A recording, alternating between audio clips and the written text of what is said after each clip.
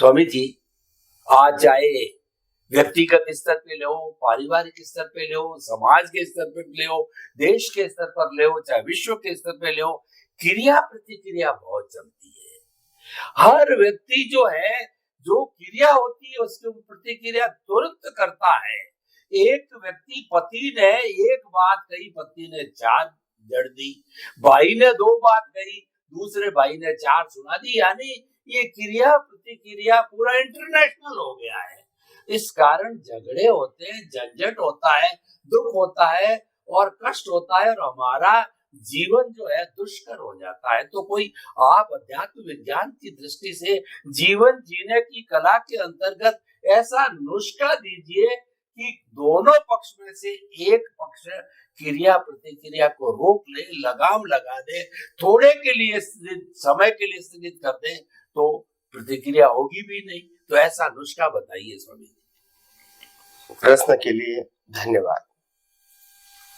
सबसे बड़ी बात यह है कि हम जिस प्रकार से जीवन जी रहे हैं, इसमें हमको ये मालूम नहीं है कि जो बाह्य जीवन है वो जीवन है या मरण है। अब मरण है तो इसमें मोह नहीं होना चाहिए, और जो आंतरिक जीवन है वो तो शक्तिशाली है क्योंकि आत्मा के साथ है। बाह्य जीवन तो कुदरत के साथ है। तो हमको ये समझना है कि हम कैसे बाह्य जीवन के साथ अभ्यंतर आंतरिक जीवन है वो जागृति के साथ जिए, वो बहुत इंपॉर्टेंट है। क्योंकि आत्मा का न जन्म है, न जीवन है, न मृत्यु है, और आत्मा की शक्ति कभी विनाशी नहीं होती है, और आत्मा की अवस्था भी नहीं है।